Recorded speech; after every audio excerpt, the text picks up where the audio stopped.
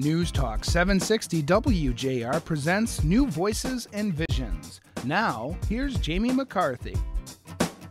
Jamie McCarthy here, New Voices and Visions here on WJR.com. Doing tons of shows recently with a lot of actually famous people, and today I'm extremely honored to have in studio. You've seen her on Spartacus, Blood and Sand, Mad Men, which is one of my favorite TV series, the cult hit Bitch Slap. Yes! And most recently, the Detroit 187, playing the role of Dr. Abbey Ward, which I always want to say Abbey Road, obviously being a Beatles fan. Please welcome to WJR.com, Erin Cummings. You know what? You have no idea how excited I am that you said Abbey Road, because when they told me that my name was Dr. Abbey Ward, the first thought that I had was Abby Normal from Young Frankenstein. Abby Normal. I know, exactly. Right, no. Because that was and I was in front of all the writers. I went to visit all the writers in Los Angeles, and they said, because I had another name, Dr. Zoe Cork. Right. We couldn't get it approved for a million reasons, and then they were also like, there's this place called Corktown, and Yeah, where all the Irish hang out. Right, exactly. Yeah. And then, of course, with the red hair, they said it doesn't even make sense. It's like, did your family found Corktown? Or, and so when they said, hey, we came with a new name, it's Dr. Abbey Ward, and my face just kind of fell, and I went, like Abby Normal from Young Frankenstein. So Abbey Road is a perfect thing to put back in my mind. But I love her now. Have that visual in your head. Abbey Road, it's the Beatles. I know. It's look all how good. Cool my character is all of a sudden. But actually, Young Frankenstein, Abbey Normal, all I ever think of when I think about that movie is Marty Feldman and Gene Wilder going, what happened to the wasn't the hump on the other side? On the other side? And he goes, what hump? It's like brilliant comedy. So and I get that song in my head. Ain't got nobody and nobody and no. No. I'm with you. I was just about to. I was gonna go into that one with you, or Putting on the Ritz, or whatever, when the dude's up there. And then what's her name? When she starts singing. Okay, the whole Madeline interview is now Kahn. about Young Frankenstein. No, that's okay. It's a great movie. One of my favorites. You're in entertainment. You're allowed to talk about all kinds of stuff like that. Great. First thing though, Detroit. Like, who would have ever thought? I believe you were born in Dallas, correct? I was actually born in Lafayette, Louisiana. See, they don't know on this. Okay, we live on this huge World Wide Web, and where we find out information on people that you and I were actually discussing before we actually started rolling tape. Yeah, I've had things all over the internet saying that I was born in Huntsville, Texas, born in Dallas, Texas. One person said that I was born in 1985, which I'm like, sure, I'll take that. No. She's actually never been to Texas. No.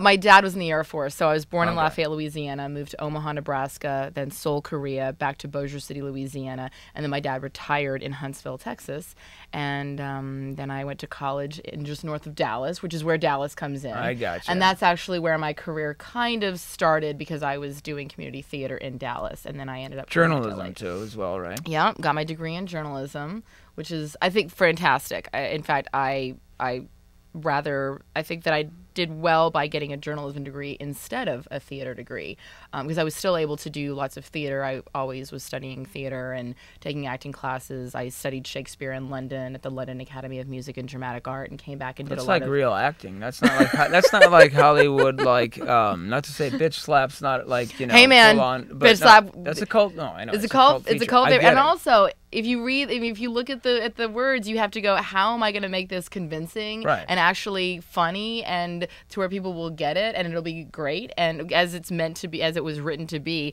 And I think Shakespeare is the same way. You have to look at it and go, I don't really know what I'm talking about here, but I got to make this convincing. So in many ways, Bitch Slap was probably the closest thing to Shakespeare that I've done. Really? Other than actually playing Lady Macbeth and Queen Gertrude in Hamlet, yes. So I did spend some time in Dallas, yes.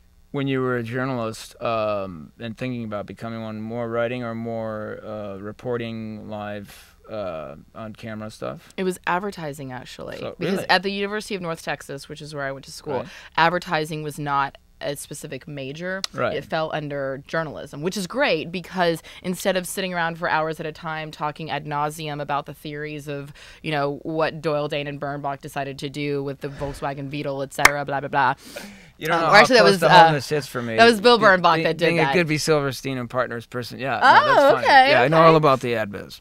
So, we actually were required to be journalists. We were required to work for the school newspaper for a semester and go and do broadcasts and take all the different aspects of journalism. So that's where I was going with this. So did that sort of lead you into becoming more comfortable and wanting to be an actress and all that? No, I wanted to be an actress from the time that I was a little girl. I had the Strawberry Shortcake record that I would play over and over again, and I would act out all the different characters. And I've always just been a bit of a ham, loved entertaining. You'd never know. I'm going to take that as a compliment. No, it is a total compliment. No, it's a total compliment. And then I love being an actor, but in high school I was on the dance team, and so I kind of went that route of being a dancer and performer, and did that in college.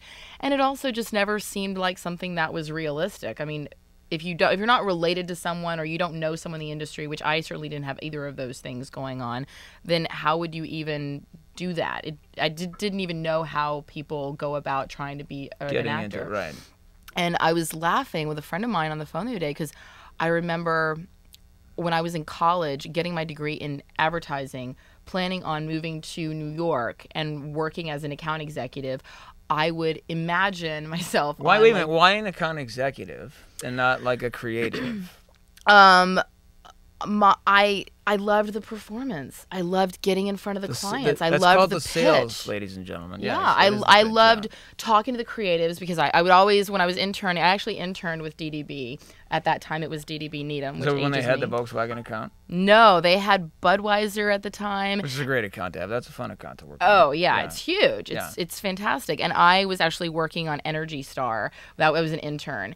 And you know, but I wanted something a little bit sexier than Energy Star. It's hard to make Energy Star super sexy. It's a great company, are but more fun. Right. Yeah. So and I just remember during this internship program, I loved getting in front of people. I loved giving the pitch and taking what the creatives came up with and then processing it and then performing it to get an end result, which would benefit me and the creatives. And ultimately, I think that's what actors do, is you take the creative work of the writers and you work with the director to create this fantastic presentation, and then you present it, and ultimately the goal is to get a standing ovation or to get lots of box office sales or to get higher ratings. I mean, it's kind of, in a weird way, the same thing. And so now you're actually selling real scripts, not ads, and being able to do that like on screen, and it's brought you to Detroit of all places, which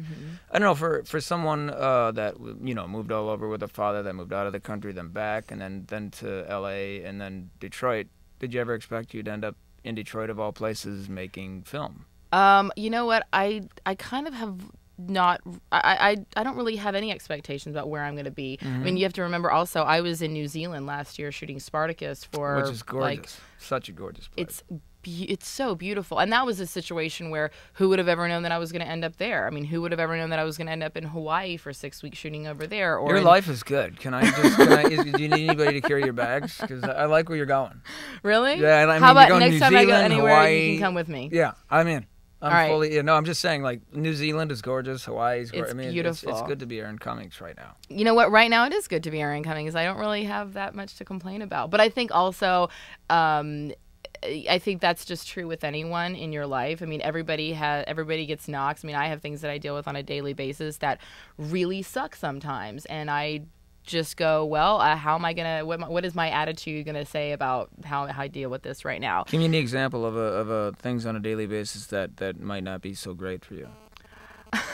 That's not really a fair question. Okay, well, no, I mean, you brought it up, so I'm figuring, all right, okay, well, just New Zealand, Hawaii, and then all of a sudden things suck on every, because we all go through that. Yeah, well, I mean, this is a perfect example. During the time that I was in New Zealand, halfway across the world, starring on a television series and living in one of the most beautiful places on the earth, right. 5 people in my family died. Oof. And I couldn't go to any of their funerals. Yeah, and you have to go. You get the phone call from your parents who are 18 hours away saying that something happened, and in several of those cases it was, time to go, but in a couple of those cases it wasn't at all, and it was really f***ed up. And you sit there and you go, okay, well, what am I supposed to do? How am I supposed to process this? Because I now have to go to work. Right. And I can't take a day off because we're already behind schedule, and I'm not the star of the show, and so I can't go in there. I have to pretend like I didn't just find out this information, and I got to show up, and I got to be responsible and be professional and do my job, and then I can process this later. And you know what? I'm not going to be able to go to this person's funeral and say goodbye and have my closure with the rest of my family, and I'm not going to be able to celebrate Thanksgiving with my family. And there's a lot of things that you go, damn, this is great, but then it doesn't mean that life doesn't continue going on. And, just because you are making money, it doesn't mean that you don't have exponential bills that you are, like, you have to remember, I'm a working actor now, but for the past 10 years, I wasn't. I was working here and there, but it wasn't. Paying dues and doing what everybody does. Right, but I was still waiting tables and working as an assistant and doing any job I could with my clothes on that would allow me to pay my electricity bill.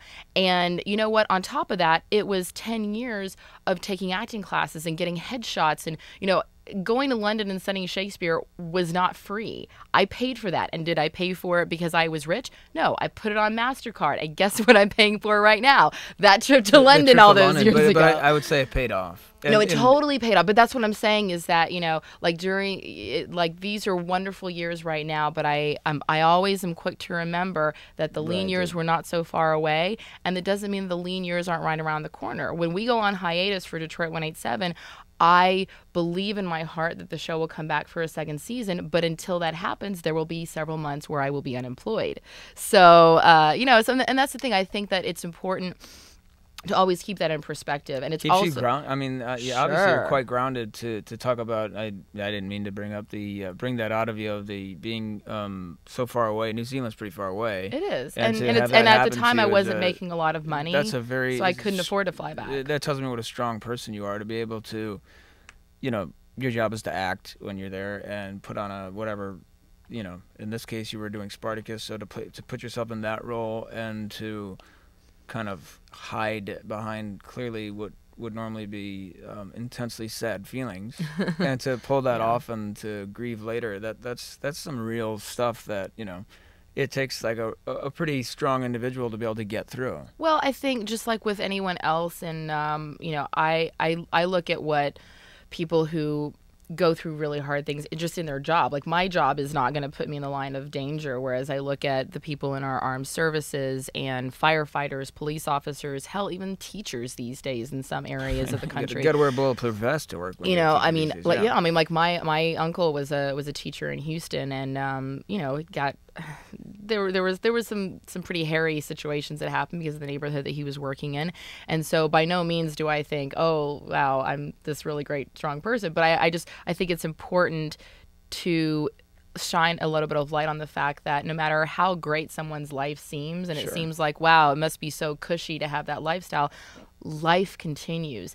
People still, have death in their family, or they still get robbed, or they still, have their kitchens flood, or like the reality's the toilet floods. Life is life. Just because you got a cool job doesn't change it. It just makes it a little bit more convenient to deal with sometimes. I'm so glad you said this, because we actually have a younger audience that's beginning to pick up on this show, and there's some young girls that may be watching and look up to you, and it's good for them to hear, because I think in America especially, we kind of begin to put our, actors and actresses and musicians and way up on this pedestal, and I think people get a false sense of what happens when you get to that level that you're at right now and sort of catapulting into. And I think it's good for young girls, especially guys, but more so girls, since you're a woman, to hear the realities of that. It's not as glamorous as you might think, and it's still a hell of a lot of hard work. Sure. And I think also what's been only compounding that whole misconception or misperception, I always get those two confused. Either one works. I get it. Whatever of of the world of entertainment is now you have it even more convoluted by the term celebrity, which kind of bleeds into people. People who are on a reality show that is actually based in competition and skill, like Top Chef or what's that wonderful adventure one where people go around the America's Greatest Race. The Amazing Race. Right. Those are really cool reality shows. But then you have these just god awful, disgusting reality shows where people just sit in a house and complain about their lives and they're just terrible with one another. You have those people, and then you of course have the people who decide they want to be a celebrity by making a sex tape, and for some reason it seems to keep working. I don't know why. I don't understand this. It's the people. They let it work. But how is that possible? Like, we've all seen everyone's kibbles and bits. We know what it looks like. I agree. And you can go on the internet to just about any website and you can see anyone doing it. Why all of a sudden are people getting famous from that? So this word celebrity has started to bleed into all these other different aspects of, quote, entertainment. Right. And so I think that's another thing that makes it more difficult is when I go, okay, well, so I studied and did all this hard work for a decade to be placed in a who wore it better scenario with a chick from a sex tape. Like, how is that right? You go to London and you study Shakespeare, some of the hardest stuff in the world to perform, to read, to learn how to act, and then somebody throws up a little video on the web, and suddenly you're the same. And I think there's a place for that. Certainly, I mean, it's entertainment. It makes people buy magazines, and it gives people something to talk about at the water cooler. So I'm not going to knock that in general, but I think that it's important for younger female listeners to also understand that there's several different roads, and the road to being a respected, legitimate actress is filled with lots of hard work and sometimes tightening your belt. And sometimes, I mean, I remember my girlfriends going to Vegas every other weekend, or, I didn't go to Vegas for like the first 7 years that I lived in Los Angeles. And even though it was right down the road, it was because, I had a job. I was waiting tables, and I couldn't afford to lose that job because I wanted to keep going to acting class. Right. So, and then of course a lot of my friends who were going to Vegas are now like still waiting tables. Still watching Fear and Loathing in Las Vegas. Right. I just think whenever I think of LA and Vegas and that road trip, I either think of Swingers or Fear and Loathing in Las Vegas. I don't ever make that road trip. I just fly it. Exactly. It's like Southwest. Why wouldn't you? It's like $29 each way. And from like LA, cheaper than the gas fare to drive. Exactly. And from LA to when you get to like Barstow, there's nothing there. It's terrible. And then also you never know what kind of traffic you're going to run into. Right. Sometimes it's a 7-hour drive back, which is easily just a 7-hour drive back. Yeah. I've actually made the drive. It's dreadful. The only thing that was fun about it is we could recite lines from Fear and Loathing in Las Vegas, which is funny for like 2 minutes. Right. You know what I mean? And then that gets old. Yeah. And then you still have another 5 hours of car time. Exactly. In the desert. So you did the right thing because you obviously you were dedicated to your craft, and you studied in London. You didn't take the trips to Vegas with the rest of your girlfriends who were all partied out, and you put in your time, and now it's clearly paid off. Even though we're not comfortable with celebrity or star. What if I were to say star? Would that make you feel uncomfortable? I don't know what that means, and I don't know what that.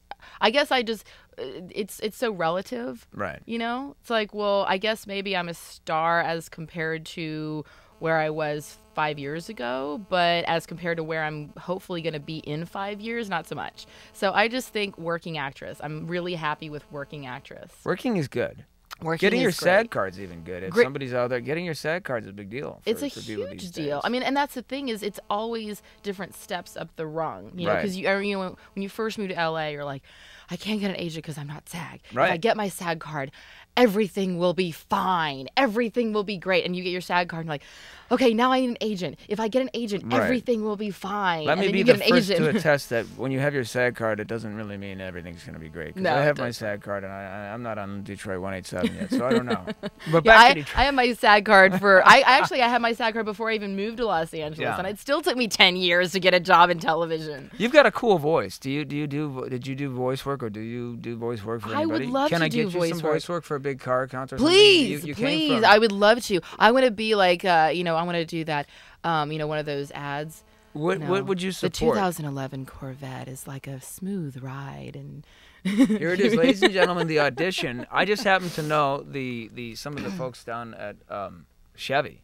Do you? Well, you said Corvette, so automatically I'm going into the camp of Chevy for you. It's American. It makes sense. You're in Detroit. I would love to support an American-made auto company and do some voiceover work for them. Are you driving your own car when you're in town, or are you? I am driving my own American-made car. It's a Saturn. I love that. I'm driving my own American-made car.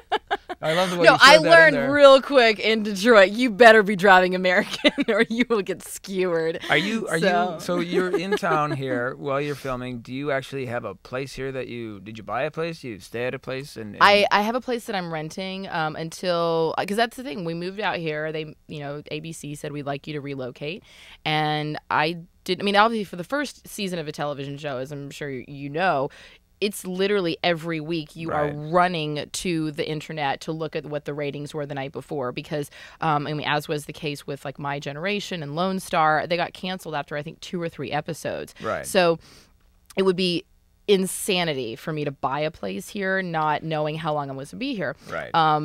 But I'm hoping, and so now we've been picked up for 5 additional episodes. We have a great 18-episode season, and we'll be in contention for season 2, which everyone will find out in May. We're very excited about that.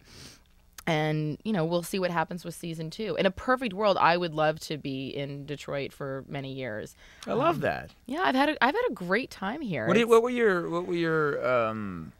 what we my misgivings, your initial misconceptions, or what were your misconceptions of Detroit in general? Like before you came, and you were probably thinking Detroit. I don't know. All I hear about is gun shootings and this and that. What surprised you most about Detroit? Well, I wasn't terribly frightened as far as the gun shooting, because you have to remember I live in Los Angeles. Right, Watts is 5 seconds down the road. Ain't exactly a pretty picture going on there either. Yeah. But it was more just the fact that whenever I would say, "Oh, I'm going to Detroit," everyone would go, "Ugh," and they'd roll their eyes like, "What a dump." And so I was really just expecting this city that had nothing to offer, that where everyone was unemployed and miserable, and that there just wasn't anything interesting to do, and I wouldn't find any sense of culture. And I got here on July 13th. And on July 20th, I threw out the first pitch at a Tigers game at Comerica Park. I mean, that doesn't get any cooler. Against the Texas Rangers. Wow. And it was on my birthday. My birthday is the 19th, but there's one Meatloaf was doing it on the 19th, so I had to do it on the 20th. I know, that was the funniest thing, is I said my birthday's on the 19th. It's Erin Cummings, and then we're going to have Meatloaf. Yeah. So, but I was like, hey, man, I love Meatloaf. Like, that guy keeps it rocking, so nothing wrong with him at all. Nothing wrong with I remember seeing him as a kid being very frightened. But no, you're right. No, he's very good. But just he's great. Visual on the TV of Meatloaf and doing his So thing. I think that experience, being there, and then I met BJ Hammerstein from the Detroit Free Press, who's since become a friend, and Eli Bayless with the Tigers organization, who also I've kept in touch with, and he actually is getting me involved in the Tigers caravan that's coming up in January, which they start before their spring training and their community outreach. And I was able to just meet some really wonderful people right out the gate. Yeah, I mean, you're like a regular part of the, of course, we go on Google and we do these things when we're going to talk to somebody, interview somebody, or try and find out. And if you, I don't know if you Google yourself or not. I mean, Robert Downey Jr. Googles himself, so no, I don't know. If there's something that I should be concerned about, my mom usually lets me know. You need to look on Google right away. I was Googling you the other day. But if you Google you, it's almost like you've become a part of the culture already here. It's like Erin Cummings and Detroit have become kind of synonymous with one another. I think there's something that, for whatever you want to believe in on a spiritual level, that's your business. But for me, I feel like there is something that is drawing me here.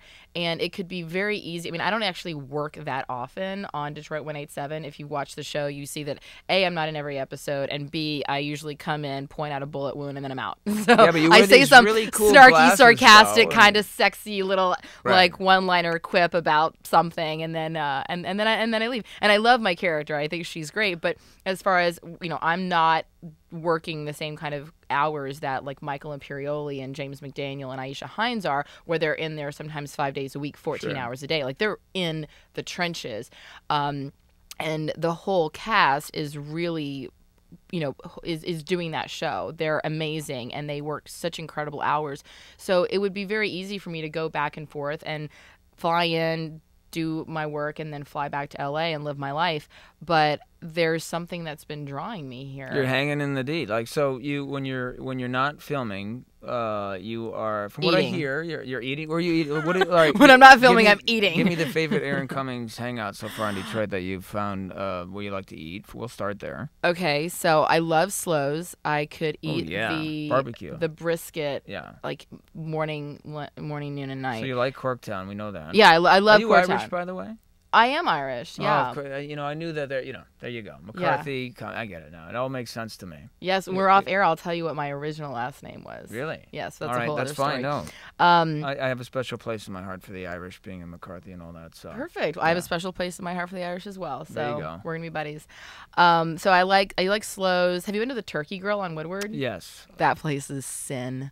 It's just delicious. Sin. I like it. I love it. And I was actually talking to Judge Strong recently about the Turkey Grill. He said that's where he gets his turkey from. So I love that. I also like to go to, I like the Fly Trap in Ferndale for breakfast. Fly Trap's great. We've talked about Detroit. We've talked about a little bit about your role on 187. Mm-hmm. You clearly had to do some sort of what do we call that when you're getting into your character? Research? You got to find out research. Thank you very much. I had a brain lapse. It's okay. It happens. Whatever we want to call it. Yeah. And what did you do for that? I went down to the Wayne County Coroner's office and I did an autopsy, or I assisted an autopsy. I should say. That freak you out, or no? First of all, my mom is a nurse. She was an emergency room nurse, so I grew up in a hospital pretty much. I spent a lot of time in hospital environment, and I also, when I was in high school, one of my favorite subjects was anatomy. And so it's all good for you. Yeah, and it was also one of those situations where I think it's kind of like being on a roller coaster. Right. The thought of it is a little bit more frightening than the actual event, and once you're in that environment, it's also, you only freak out if everyone else is freaking out. Exactly. Why are we freaking out? I don't know. Why are you freaking out? I don't know. Why are you? It's contagious. Right. But when everybody's like, okay, so this person died in a house fire and this person died of a gunshot wound, and everyone's so sort of matter of fact because it's a clinic. Become that way, yeah. I mean, you have to become that way too. Right, and everyone there is a doctor, so they are used to seeing this. They do this every single day, which really fed my character because then I would go, oh, okay, so I can't freak out when I'm on the set and get emotional about every case. And there were certain cases that I saw the doctors would get a little bit more, this is such a shame. Why is this person here? This person should not be here. And they would get a little bit emotional about it. And so there's this few episodes where there's like one particular person where I don't necessarily say anything about it, but I kind of look at her and shake my head like, you don't belong here. This is ridiculous. Right. And so it was great because it not only gave me a wonderful understanding of the mentality of working in that environment and seeing that every day, but it also I just think that it feeds your character. It has to. It can't not. And I think also being an actor, I never wanted to do one particular job. I mean, when I was a kid, I was like, I want to be a nurse. I want to be a doctor. I want to be a pony. I want to be a princess. You're getting an opportunity between this, Spartacus, and the rest, and Mad Men. Talk about Mittens for Detroit quickly, because I know that's pretty important. I saw that on your Twitter page today, and that's a big deal. Yeah, so Mittens for Detroit is a community initiative that I recently started. It came out of a situation on Halloween night where my cousin Kathy Moss and I were handing out Halloween candy, and a young girl and her family came to the door, and one of the girls was crying and holding her hand, and Kathy immediately zeroed in and said, are you crying because you're cold? Where's your glove? Why don't you have a glove on? She brought the family inside to get warm and went and got a pair of her extra gloves and put the gloves on the girl's hand, and it just sort of hit this light bulb because I've been wanting to do something in Detroit, wanting to give back a little bit, wanting to make a little bit of a mark. Like, this city has done so much for me. What can I possibly do? And I figured, why not make it easy for people to give? I believe that everyone, regardless of where you come from or how much money you have, wants to give. And when people have the opportunity to volunteer or to be generous, it feels good. And as much as everybody might want to give $25,000, most people can't. And you may want to even buy, one small thing for a kid, but sometimes you just can't. But everyone, regardless of your socioeconomic condition, can go to the dollar store and buy a pair of gloves and help out a stranger in need. And there's an immense amount of need, especially because winter here lasts so long. Too long, yeah. And a lot of wonderful charities are doing drives over the holidays. But then once December 25th is finished, we're done. And nobody thinks about those things anymore. And I think, especially with gloves, that's something that people, they lose them, they forget them somewhere. Dog eats them, all those things. Yeah. Whatever. So I've chosen 10 charities that range from children all the way through senior citizens, including the Michigan Veterans Foundation, for our soldiers who come home, the YWCA Interim House for Domestically and Sexually Abused Women, St. Christine's, which helps families that are in need, Gleaners. There's a lot of different, 10 different organizations that are all on our website, mittensfordetroit.org. And one of the other things that I've noticed that's also come out of this is not just providing these people with gloves and mittens to stay warm, it's also providing awareness for these organizations that are doing great things. We were just over at the Covenant House, which takes, homeless teens and really gives them the tools to become productive adults. Talk about journalism, weren't you? Yeah, we were. That's fantastic. These young journalists were coming. They were interviewing me, and so I was thrilled to be a part of it. You've got a lot of depth for, a lot of people would never guess that don't know anything about actresses and things like that. You just assume you see a pretty girl on a screen and you don't know. And then to actually talk to someone when they're real and they're being, you find out all these things and it's like, wow, that's a really cool person, and they do a lot for the community and have been through a lot and pay their dues, and I appreciate that. It's very, very cool to hear those stories. Well, one thing that I can say is when I was in high school, I was never the pretty girl, and so I said, if I'm not going to be the girl that gets a boyfriend, and if I'm not going to be the girl that gets a date, I'm going to be the girl that gets a job. So. And did she get a job, folks? Did she ever get a job? She's not only the girl that got a job, but she's in Spartacus. She's Mad Men, which is, you came from advertising. Great, you get it is a fantastic show, and now the Detroit 187, and probably a lot more. I hope so. I mean, I hope that this is just the beginning. I'm going to guarantee it because I've seen your work, and I'm a good judge of those things. Well, hopefully during the hiatus, I'll get a few movies here in Michigan, so I don't ever have to leave. We got a 42% tax credit, according to Jeff Daniels when I talked to him last. That may pass. So and Mitch Elvum, actually, who works at this radio station, is also trying to make that happen. I've been a fan for a very long time. Yeah. So hopefully that'll happen, and there'll be. And I have an apartment here, so technically I'm a local. I'm a cheap hire. It's Erin Cummings, the local, here on New Voices and Visions, WJR.com. Thank you so much for stopping by. Yeah, and, thank you. We're going to support Mittens for Detroit. What is it? Mittensfordetroit.org? Mittensfordetroit.org, and people can go to our website and then follow us on Twitter as well. And we have a Facebook page, and then I'm on Twitter at Erin L. Cummings, so people can keep updated with me and with Mittens for Detroit. I'm a follower. And I'm following you. Awesome. Well, I'm about to follow you. I was tweeting you earlier. I'll follow you now. Awesome. Thank you very much. And so good to see you. And I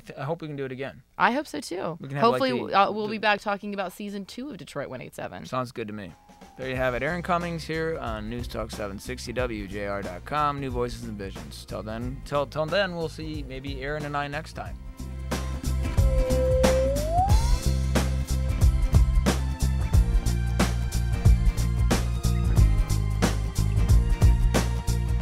This has been New Voices and Visions. For more podcasts, visit WJR.com.